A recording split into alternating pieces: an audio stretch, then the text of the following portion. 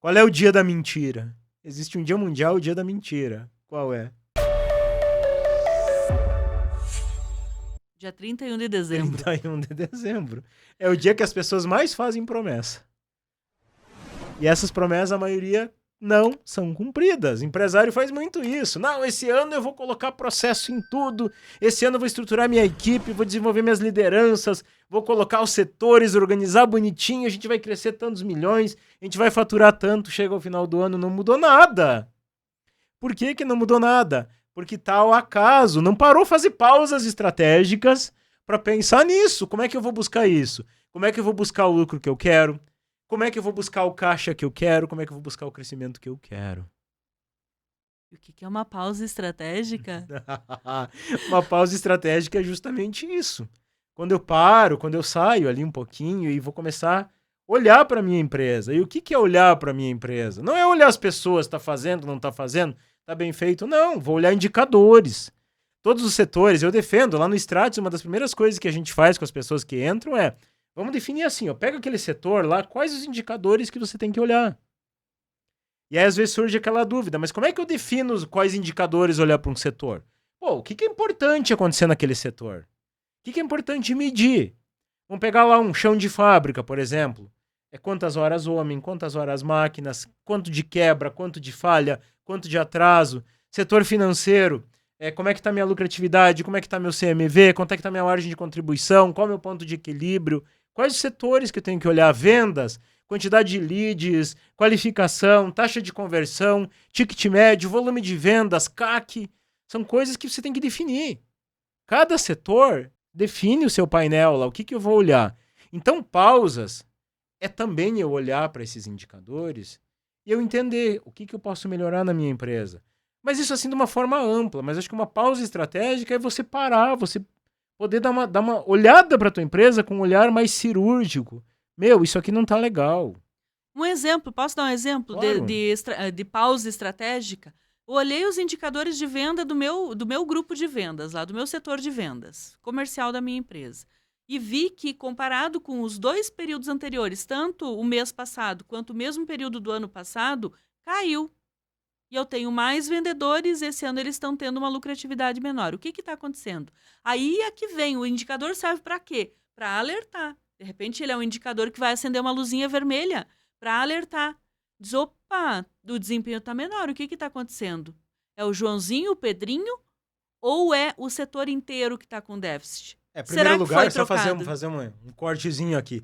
Primeiro lugar poxa, o head lá do setor, o gerente daquele setor, ele não viu isso, não acendeu um alerta antes, né? Porque ele também tem que estar acompanhando isso. Pô, Com não certeza. acendeu? Vou me reunir com ele. Cara, e aí? Quem que é da equipe que está comprometendo esse gráfico aqui? Exatamente. E daí, tomando essa decisão com o head vai olhar lá. O gerente do setor, no caso, se não for chamado de head na empresa, né? O que tem que ser feito? Tem que treinar melhor essa equipe? Tem que dar um retreinamento, de repente é aquele elástico que tem que puxar de volta? Ah, trocou, é uma equipe que de repente precisou ser trocada inteira, precisa ser retreinada inteira. Acontece às vezes esse tipo de coisa. Então os indicadores vão mostrar quais são as decisões estratégicas que o teu líder junto com e você como líder principal da empresa tem que tomar para poder dar o rumo que você quer para tua empresa. Quer complementar com mais alguma coisa, Campa, nesse sentido? É que pegando justamente esse gancho que você falou, tá? O que acontece? Quando a gente faz esse olhar, às vezes surge aquela dúvida, assim, essa dúvida eu recebo com uma certa frequência, tá? Qual que é a dúvida? Tá, primeiro eu estruturo, primeiro eu organizo ou primeiro eu cresço? Boa! Mais Primeiro eu estruturo, organizo ou primeiro eu cresço? É quase quem nasceu primeiro, né? O ovo ou a galinha. Né? Acho que essa a gente nunca vai ter uma resposta, né? Se é o ovo ou se é a galinha. Mas enfim, numa empresa, eu acredito que as duas coisas têm que acontecer ao mesmo tempo.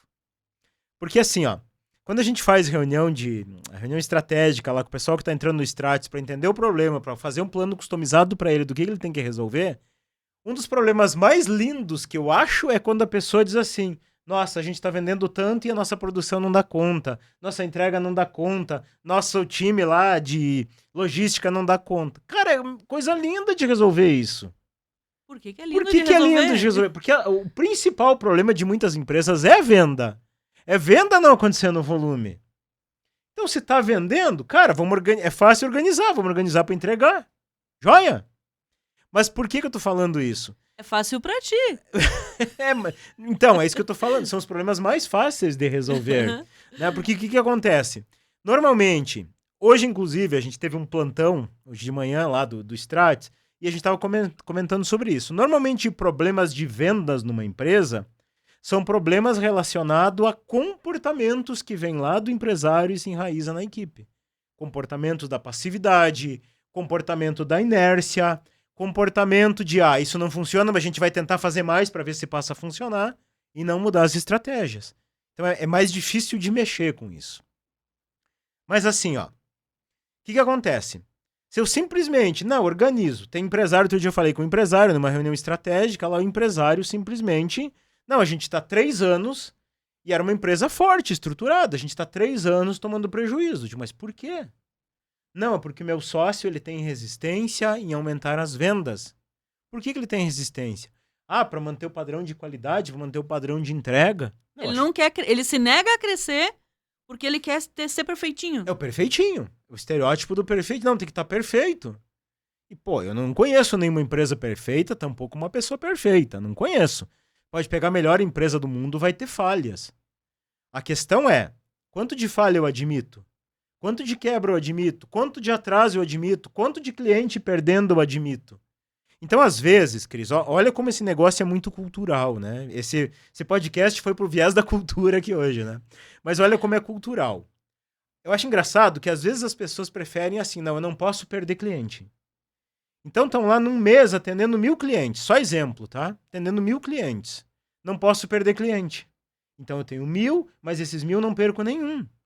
Mas será que às vezes não é melhor eu ter 10.000 clientes e eu perder uns 200, 300, 500 clientes? Do que eu ter 1.000 e não perder nenhum? A conta fecha mais. Só que aí vai a questão de valores daquela pessoa. E a evolução da cultura que está dentro da empresa, que é enraizada com os valores. Eu acho que não é nem a questão de valores, tá? Porque eu acredito de verdade que toda empresa ela tem que pensar nisso. Eu tenho que atender bem, tenho que dar um bom resultado, tenho que suprir, entregar aquilo que eu vendi. Claro, perfeito. Mas você conhece alguma empresa que cresceu só olhando para isso? Não. Não tem como. Se você olhar historicamente o mercado, todas as empresas elas têm esse empurrão. Não, peraí, tem um determinado momento que a gente vai empurrar a venda, a gente vai fazer bombar a venda. Aí eu vou gerar gargalo na minha produção, vou gerar gargalo na minha entrega, se for serviço, vou gerar gargalo de contratar gente. Vai! Mas o que acontece? Aí eu dou um boom de crescimento ali. Eu aprendo, eu erro, eu gasto dinheiro. Mas aqui está acontecendo, aquela venda está me dando respaldo para eu fazer esses experimentos. No momento que eu aprendi, fica mais fácil. Então, essa dor do crescimento, ela acontece. Estou vendendo, tem que reestruturar, contratar, colocar as pessoas a fazerem. Beleza, mas você entende que é aprendizado? Sim. Isso aí seria o ciclo PDCA. Que é você faz, depois tu avalia, você reestrutura e você cria o plano para fazer de novo. Vai indo, né? Vai indo. Vai indo e vai evoluindo. Porque não existe empresa com um crescimento linear. Pode ser um linear acima, daí se fosse um eletrocardiograma. Aí estagnação, se fosse né? assim, ó. Tá morta. Se fosse assim, ó, um crescimento linear, seria uma pessoa morta. Eletrocardiograma assim é morto. Como é que é um eletrocardiograma de uma pessoa viva? É subir e descer, evoluir, fazer a coisa acontecer. É óbvio que dentro de uma empresa nunca vai ser um crescimento linear, sempre igualzinho. Ele é cíclico, ele é um crescimento desse jeito aqui, ó, como se fosse um caramujo. Vocês já viram como é que é o casco de um caramujo? Ele é helicoidal. Então o crescimento ele vai, a gente aprende, depois volta, vai, aprende, dá uma puxada estratégica para poder estruturar, depois cresce estrutura e vai melhorando.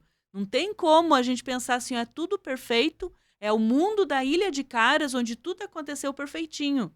E também não dá para pensar assim, eu vou soltar e deixar a vida me levar, porque aí aquelas indicações que você falava no começo não vão ser suficientes para poder sair e extrapolar aquele patamar ou aquele teto que chegou do faturamento, tem que criar estratégias novas. Mas é justamente aí que entra, tá? Porque se eu não faço essa ruptura, não, tem que estar tudo redondinho, aí eu vou crescer. que você vai ter? Você vai ter ociosidade lá nos setores internos da empresa. Seja produção, seja serviço, seja entrega, seja compra, vai ter ociosidade. Então eu não posso gerar essa ociosidade. Eu tenho que estar rompendo essa bolha o tempo inteiro. Se o meu teto... Não, o meu teto com tudo que eu tenho, isso é um número que todo empresário tem que ter na ponta da língua. Com essa estrutura que eu tenho, qual que é meu teto de faturamento? Sem eu ter que contratar, sem eu comprar máquina, sem eu ter que mexer nos meus processos, qual que é meu teto? Ah, é 5, 10 milhões, é 1 milhão, é 500 mil? Não interessa. Mas tem que saber o teto. Beleza. Eu sei o teto. Eu tenho que estar sempre brigando para eu romper esse teto. Rompe esse teto, vou ter que mexer na estrutura. Contrata gente, compra máquina, muda de pavilhão, muda a estrutura, muda de prédio, loca mais espaço. Mas eu tô no ciclo de aprendizado, eu tô no ciclo de evolução constante. E se eu tenho esse crescimento, aí entra o ponto daqui da previsibilidade.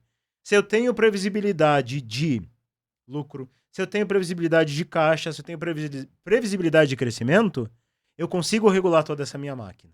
E se você tá aí ouvindo, curte. Compartilha com os teus amigos empresários, envia nos grupos de empresários que você conhece, porque esse conhecimento não é comum para todo mundo.